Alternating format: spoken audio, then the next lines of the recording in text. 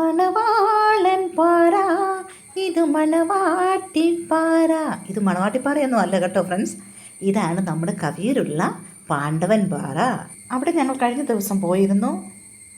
പാണ്ഡവൻ പാറ എന്നാണ് അറിയപ്പെടുന്നതെങ്കിലും അതിനകത്തൊരു ക്ഷേത്രമുണ്ട്. കണ്ടില്ലേ, കേരള സർക്കാർ പുരാവസ്തു വകുപ്പിൻ്റെ അണ്ടറിലാണ് ഇതിരിക്കുന്നത്. ഇതൊക്കെ തുറന്നു കിടക്കുന്ന ഒരു ഭവനം പോലെയാണ് നമുക്കിതിനകത്ത് തോന്നുന്നത്. ഒരു ശിവലിംഗമൊക്കെ ഉണ്ട്, വിളക്ക് കത്തിക്കുന്നുണ്ട്, ആരാധനാലയം ഇതിനകത്ത് കണ്ട് ആരാധന നടക്കുന്നുണ്ട്.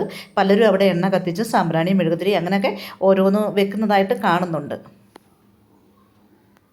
കണ്ടില്ലേ, പടികൾ കണ്ടില്ലേ, ഏറ്റവും മുകളിലാണ് നിൽക്കുന്നതെങ്കിൽ അവിടുന്ന് താഴേക്ക് നല്ല പടികളുണ്ട്. ആ പടികൾ ഇറങ്ങിയും കയറിയും വേണം മുകളിലെത്താൻ.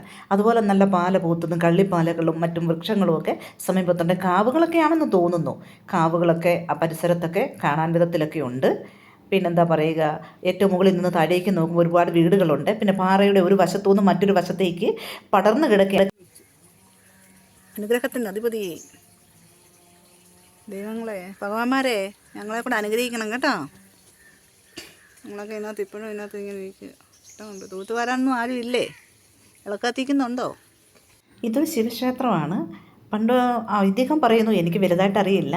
പണ്ട് പാണ്ഡവന്മാർ കൗരവന്മാരുടെയും കാലത്ത് സൂചി കുത്താൻ പോലും ഇടവില്ലാതെ അവർ അലഞ്ഞു നടന്നിരുന്നു. സൂചി കുത്താൻ പോലും സ്ഥലം കൊടുക്കില്ല എന്നാണ് കൗരവന്മാർ പറഞ്ഞിരുന്നു എന്നാണ് ഐതിഹ്യം പറയുന്നത്. നമുക്കറിയില്ല വ്യക്തമായിട്ട്. അന്ന് യുദ്ധങ്ങളൊക്കെ ഉണ്ടായിരുന്നൊരു കാലമായിരുന്നല്ലോ. അപ്പോൾ അവരിവിടെ ഒളിച്ച് താമസിച്ചിരുന്നു എന്നാണ് പറയുന്നത്.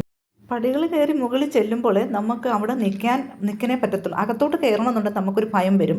കാരണം ഒരു അനക്കവുമില്ലാതെ വാതിലുകളും കഥകളും ഒക്കെ തുറന്ന് അകത്തൊരു വീട് അതിനകത്ത് നമുക്ക് കാണാൻ പറ്റും. അനക്കങ്ങളോ ഒന്നുമില്ല, നമുക്കൊരു ഭയം വരും. അതാണ് നമ്മൾ ഒന്ന് സ്തംഭിച്ച് നിന്ന് പോകും. ഇതിനകത്ത് എന്തെങ്കിലും നമ്മൾ ആ നിൽക്കുന്നിടത്തുനിന്ന് അകത്തോട്ട് നോക്കുമ്പോഴാണ് വിഗ്രഹം കാണുന്നത്. അതിനോട് ചേർന്ന പാറയിൽ നിന്നും വെള്ളം ഒഴുകി വരുന്ന താഴേക്ക് ഇങ്ങനെ ഒഴുകി പോകുന്നതായിട്ട് നമുക്ക് കാണാം. ചിലർ പറയും പാറയുടെ ഒരു സൈഡിൽ കൂടെ ഒരു വഴിത്താര പോലെയുണ്ട്, അതിൽ കൂടെ കയറിയാൽ ആ മലയുടെ അപ്പുറ സൈഡിലെത്താവുന്നതാണ്. ഞാൻ ഏകദേശം ഒന്ന് ശകലം ഒന്ന് കയറി നോക്കി. വഴുക്കലുണ്ട്, മഴ പെയ്ത് നനഞ്ഞു കിടക്കുന്നുണ്ട്, തെല്ലുന്നുണ്ട്. ഞാൻ പിന്നെ പെട്ടെന്ന് ചാടി ഇറങ്ങി. അവസാനം ഞങ്ങൾ കാഴ്ചകളൊക്കെ കണ്ട് സൈഡിൽ കൂടി ഇങ്ങനെ നടന്നു വന്നപ്പോൾ നല്ലൊരു വൃക്ഷം സൈഡിൽ നിൽക്കുന്നുണ്ട്. നമുക്കെന്തായാലും തോന്നും ഈ ടൂറിസ്റ്റുകളായിട്ട് വരുന്നവർക്കോ അല്ലെങ്കിൽ ഇത് കാണാൻ വരുന്നവർക്കൊക്കെ പിന്നെ ഒരു തണലായിട്ട് ഒരു വൃക്ഷം അവിടെ നിൽപ്പുണ്ട്. അവിടെയാണ് ഞങ്ങൾ വണ്ടി വെച്ചിരുന്നത്. അടുത്തൊക്കെ വീടുകളൊക്കെ കാണുന്നുണ്ട്. മലയുടെ ഒരു സൈഡ് കാണുകയും ചെയ്യാം.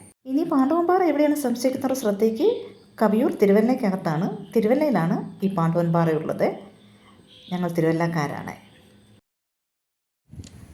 പാണ്ഡവൻ പാറ കണ്ടതിന് ശേഷം ഞങ്ങൾ നടന്നു വരുന്ന വഴിക്കുള്ള ഒരു സൈഡിലെ വ്യൂ ആണിത്. മനോഹരമെന്ന് തോന്നിയപ്പോൾ എനിക്ക് തോന്നി ഇതൊന്ന് എടുക്കണമെന്ന്.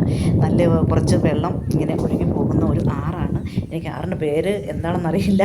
എൻ്റെ നാട്ടിലാണ് സംഭവം. ഇതെങ്കിലും ഞാൻ എൻ്റെ നാട്ടിലെ നല്ല നല്ല കാഴ്ചകൾ കാണാതെ ഊട്ടിയിലും കൊടൈക്കനാലിലും ലഡാക്കിലും ഒക്കെ പോയി വീഡിയോ എടുത്തിട്ട് കാര്യമില്ലല്ലോ. നമ്മുടെ നാടും പ്രദേശവും അല്ലേ നമ്മൾ ശ്രദ്ധിക്കേണ്ടത്, ഇല്ലേ? മുറ്റത്തെ മുല്ലയ്ക്ക് മണമില്ലെന്ന് പറയുന്ന പോലെ നമ്മുടെ മുറ്റത്തെ മുല്ലയ്ക്ക് മണം ഉണ്ടോ ഇല്ലയോ എന്ന് ആദ്യം സ്മെല്ല് ചെയ്ത് നോക്കേണ്ടത്. ഓക്കെ. പുഴയുടെ സൈഡിലുള്ള റോഡ് ചെന്നെത്തുന്നത് കവിയൂർ അമ്പലത്തിലാണ്. ആ അമ്പലത്തിൻ്റെ പരിസരത്ത് തന്നെയാണ് പ്രശസ്ത സിനിമാ നടനായിരിക്കുന്ന ജയറാമിൻ്റെ ഭാര്യയായിരിക്കുന്ന പാർവതിയുടെ വീട്. അവരുടെ കുടുംബം ഇപ്പോഴും അവിടെ തന്നെയുണ്ട്, പറയാതിരിക്കാൻ വയ്യ. പാർവതിയും തിരുവല്ലക്കാരിയാണ്. അവരുടെ കുടുംബം ഇപ്പോഴും അവിടെയുണ്ട്, നമുക്ക് കാണാം. അപ്പോൾ ഫ്രണ്ട്സ്, എൻ്റെ വീഡിയോ കണ്ടുകൊണ്ടിരിക്കുന്ന എല്ലാവർക്കും താങ്ക് യു സോ മച്ച്. അടുത്ത വീഡിയോയുമായി വരും വരെ bye bye, see you. Okay, thank U.